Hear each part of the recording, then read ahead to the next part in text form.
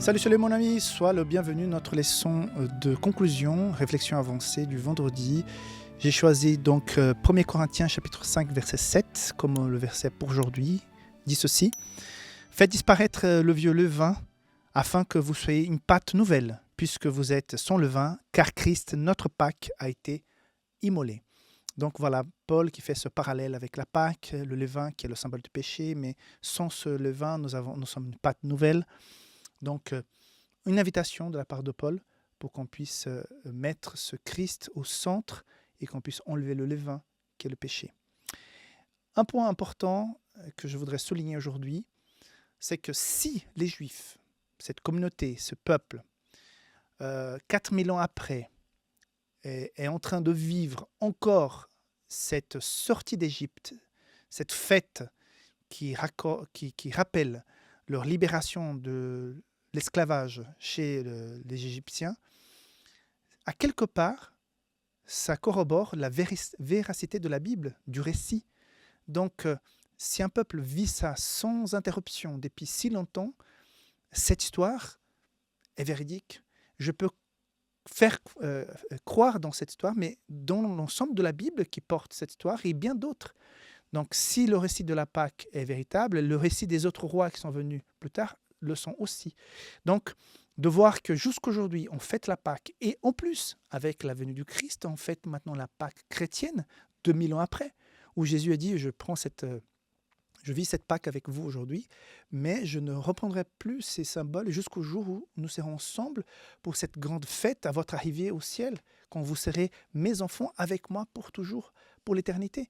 Donc, mes amis, à quelque part, oui, la parole de Dieu est véritable et le fait de vivre cette célébration, cette cérémonie jusqu'aujourd'hui, et par les Juifs et par les chrétiens, à quelque part, c'est une signature comme quoi ce que nous étudions, ce que nous lisons dans la parole de Dieu, on peut avoir foi et confiance. Un autre point, encore une fois, je crois que j'ai effleuré cette notion pendant la semaine. Il ne suffisait pas de sacrifier l'agneau, c'était pas seulement faire mourir un innocent, mais le symbole de prendre son sang et mettre sur la porte. Je pense que aller mettre du sang sur la porte, c'était pas agréable, c'était pas commode de le faire.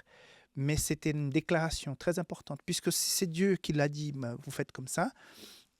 Pourquoi on va inventer? On va pas mettre sur la fenêtre ou sur la porte de derrière ou sur un meuble à l'intérieur de la maison. De la même manière que Dieu nous invite à vivre certaines cérémonies aujourd'hui, comme la Sainte Seine, lavement de pieds, le mariage, le fait de se présenter pour l'adoration à l'église, si Dieu nous a demandé de vivre les choses telles quelles, je ne vais pas inventer mon église tout seul, je ne vais pas inventer mon propre mariage, je ne vais pas inventer mon propre baptême, je vais vivre ces cérémonies telles comme Dieu les a établies. Si Jésus s'est fait baptiser lui-même, par immersion dans l'eau, je pense qu'on n'a pas inventé un autre baptême qui soit différent de celui-là. Donc, quelque part, une invitation à suivre tels quels les préceptes et même les cérémonies que Dieu nous a laissées pour notre bien, parce que ce sont des rappels. Nous sommes des oublieurs professionnels, des oublieurs, mais chroniques. Et nous avons besoin de ces rappels. C'est pour ça qu'on va à l'église, c'est pour ça que le sabbat est le jour de Seigneur à chaque semaine. Cette rencontre, cet anniversaire de création qui se répète à chaque semaine, nous sommes des oublieurs professionnels. Nous avons besoin de ces moments avec le Christ. Et nous avons besoin de cette Pâque qui rappelle le sacrifice de Jésus. Nous avons besoin de ces cérémonies de baptême, de déclaration publique que je me donne au Seigneur, que je vis quelque chose avec lui, que je le dis ouvertement. Voilà. La beauté des symboles que Dieu nous a laissés. Je donne un exemple. Si tu vois un stop sur la route qui dit, voilà, il faut s'arrêter ici. Si tu dis, je ne suis pas les règles de cette société, je fais mes propres règles, et tu vois un stop, au lieu d'arrêter, tu accélères. À un moment donné, tu vas te faire tuer. C'est un symbole, mais c'est un symbole qui sauve.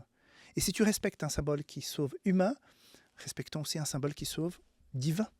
Voilà, que Dieu te bénisse, que cette leçon puisse être une source d'inspiration pour toi. C'est une leçon un peu dure, mais en même temps qui montre la délivrance, qui montre l'évangile de façon pratique depuis Moïse jusqu'à maintenant et jusqu'au retour de Jésus. Que Dieu te garde et on se voit la semaine prochaine pour la suite de ce trimestre où il est question du livre d'Exode. Bye bye.